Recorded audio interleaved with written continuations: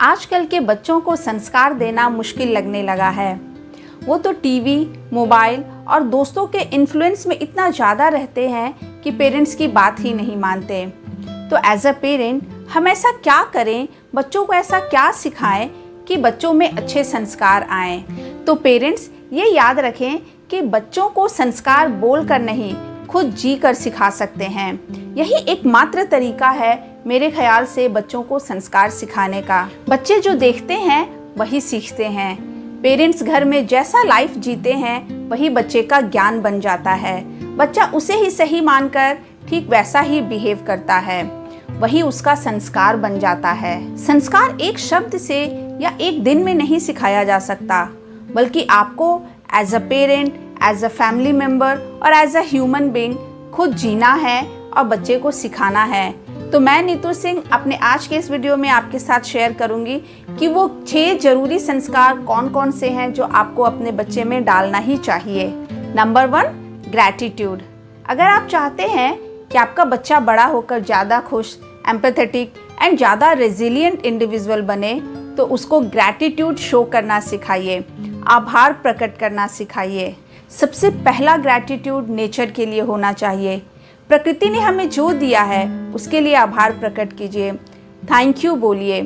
दूसरा ग्रैटिट्यूड अपने पेरेंट्स के लिए होना चाहिए, वैसे ही अपने टीचर्स के लिए, फ्रेंड्स के लिए, हाउस हेल्पर्स के लिए और जिसने भी कुछ अच्छा किया है हमारे लिए, उन सब के लिए ग्रैटिट्यूड शो कीजिए।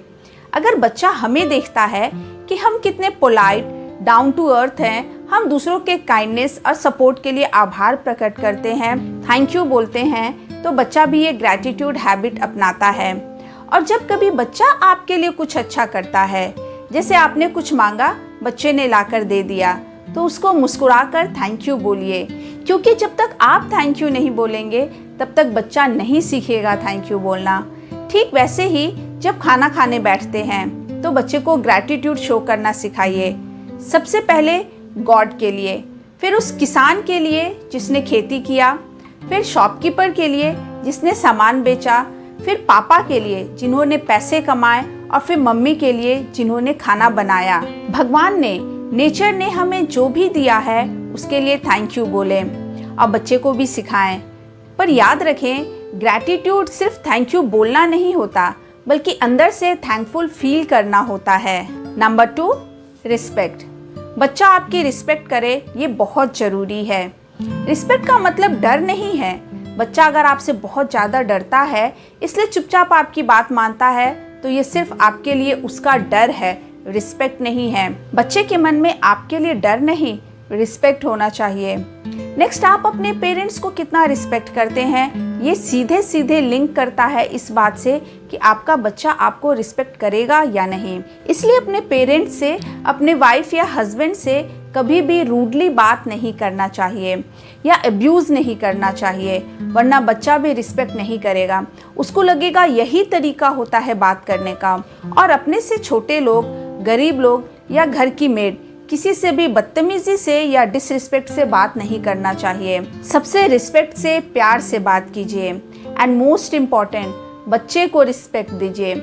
आप बच्चे को जो देंगे, बच्चा आपको वही रिटर्न करेगा। छोटा है तो क्या, उनका भी सेल्फ रिस्पेक्ट होता है। अगर आप उसको बहुत मारते पीटते हैं, कोसते रहते हैं, तो आपको क्या लगता है वो आपकी इज्जत करेगा? नहीं।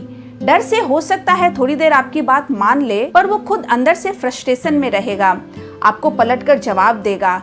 इसलिए बच्चे से रिस्पेक्ट से बात कीजिए। खुद रिस्पेक्ट देंगे तब वो आपको भी रिस्पेक्ट देगा। Number 3, caring. बच्चों को केयरिंग सिखाकर आप उनको काइंड, एम्पैथेटिक और रिस्पॉन्सिबल इंसान बना सकते हैं। बच्चा जो देखता है वही सीखता है।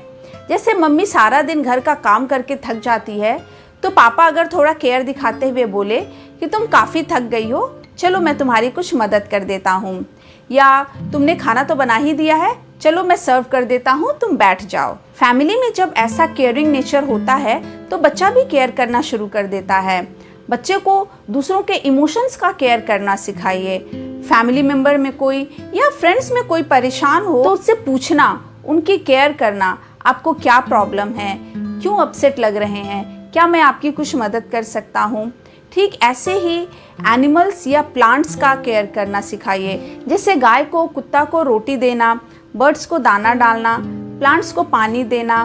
इन सब की ट्रेनिंग देकर आप बच्चे को नेचर का केयर करना सिखाते हैं। Number 4, giving. हम अपने बच्चों को सिर्फ लेने की ट्रेनिंग देते हैं। बर्थडे है तो गिफ्ट लेना है, फेस्टिवल है तो गिफ्ट्स लेना है। हम अपने बच्चों को देना तो सिखाते ही नहीं।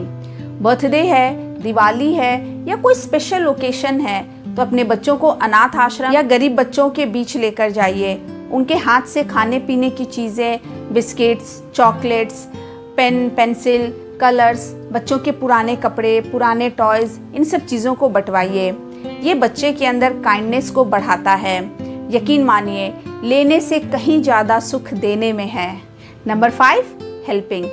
जब हम बच्चों में हेल्पिंग नेचर डेवलप करते हैं तो बच्चा दूसरों के बारे में केयर करना सीखता है। बच्चों को ज़रूरतमंदों की मदद करना सिखाइए। अपनी फैमिली की, घर में मम्मी के काम में, स्कूल में अपने फ्रेंड्स या नेबर का मदद करना सिखाइए। बुजुर्गों का मदद करना सिखाइए। आपको देखकर ही बच्चा ये सब सीखेगा, इसलिए बच्चे के सामने खुद अच्छे एग्जाम्पल सेट कीजिए और बच्चे को बताइए कि मैं दूसरों की मदद करता हूँ या करती हूँ क्योंकि दूसरों का दिन अच्छा बनाकर मुझे बहुत अच्छा फील होता है। Last, number 6, Kameng. शांत रहना, रिलैक्स रहना, खुश रहने के लिए ज़रूरी संस्कार होता है।